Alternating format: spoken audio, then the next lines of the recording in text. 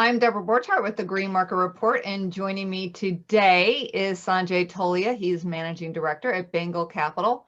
And he recently wrote a piece talking about Canadian cannabis companies and how they're trading at such a higher multiple than the US cannabis companies, even though Canada clearly has a limited market. It's somewhat more mature than the US.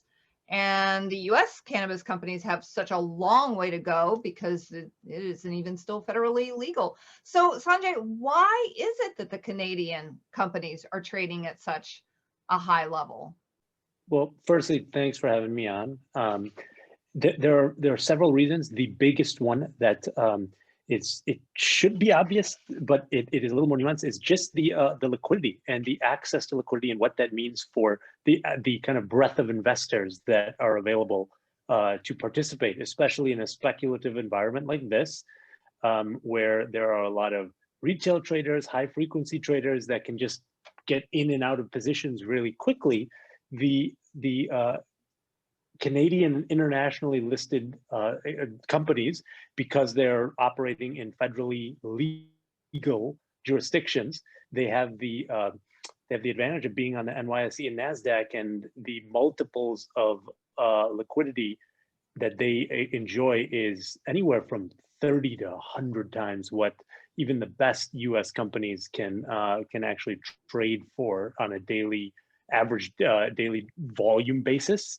And it is a really an unfair advantage. It's kind of it's interesting to see how they are being used as a proxy for the industry, even though they have little to no direct benefit from the kind of tailwinds that are pushing the narrative and the story in the U.S. sector.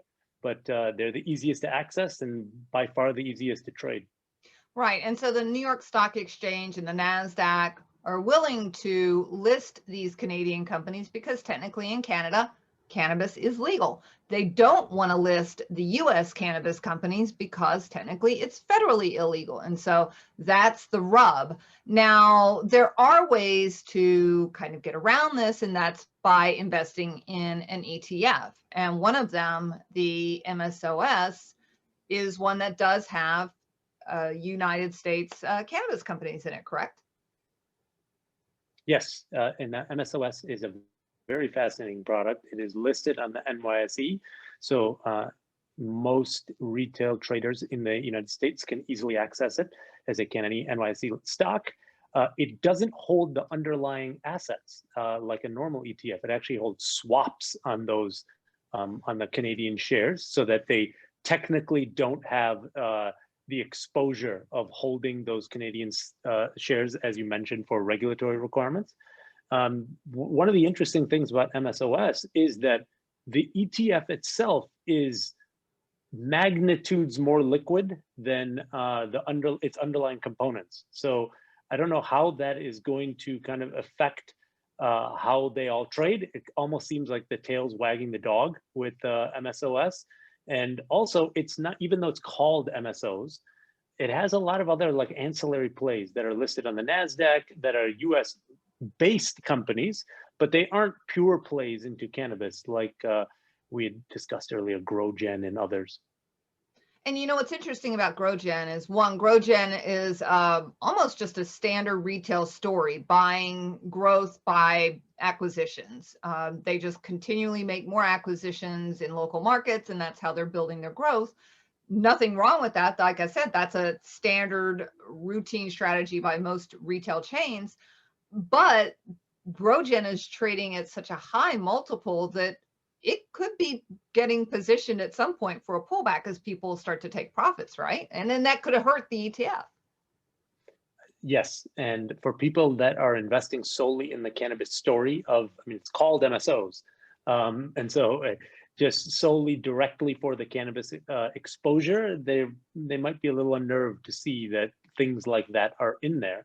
And frankly, to your point about the valuation levels of GrowGen and others, I mean, capital markets arbitrage is a game as old as time, right? I mean, you have a public company trading for 20 times and they go buy private companies trading for 10 times, and it's instantly accretive And so, just the story for the next generation or the next leg of cannabis is going to be who is able to kind of use that arbitrage to properly allocate capital in the most efficient way, do accretive deals.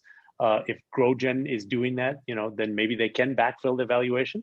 But that to me is going to be the story for companies like GrowGen and others. And certainly it could be the story for 2021. Anyone that's been watching cannabis stocks for a while suffered through the bear market of 2019. 2020, it took a while before things started to kind of get some fire under the numbers and push the rally back up. Now it's starting to feel a little frothy, but it could be argued that it's okay to be frothy because we may have legislation down the pike. So it's a hard decision right now. Do you stay in case there is legislation coming up in 2021, or do you take some off the table and maybe buy back in at a different level?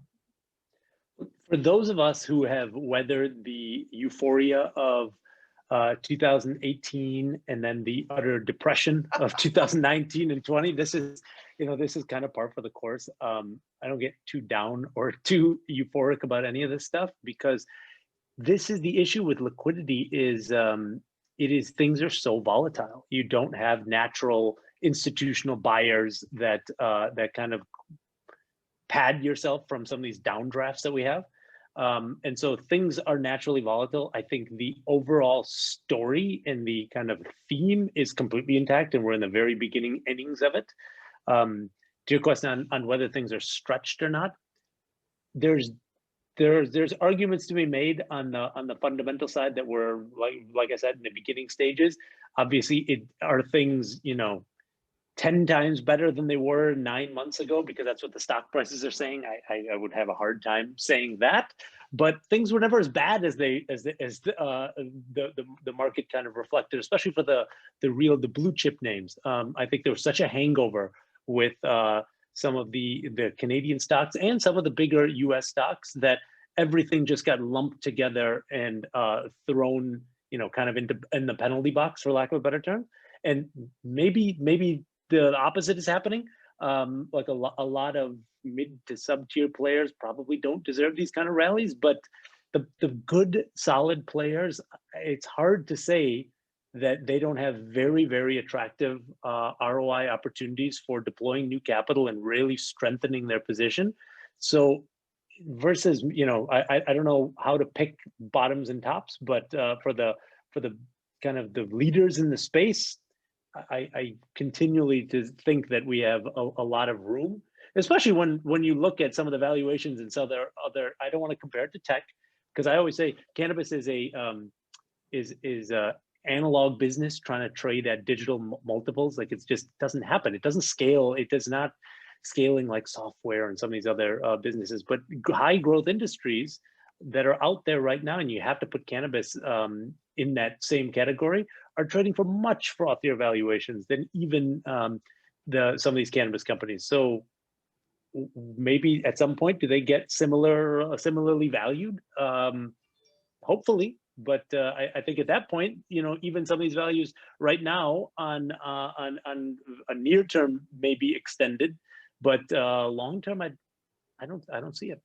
All right. Well, of course, and if you get into an ETF, that's one way to diversify and protect yourself from any downfalls of any certain names.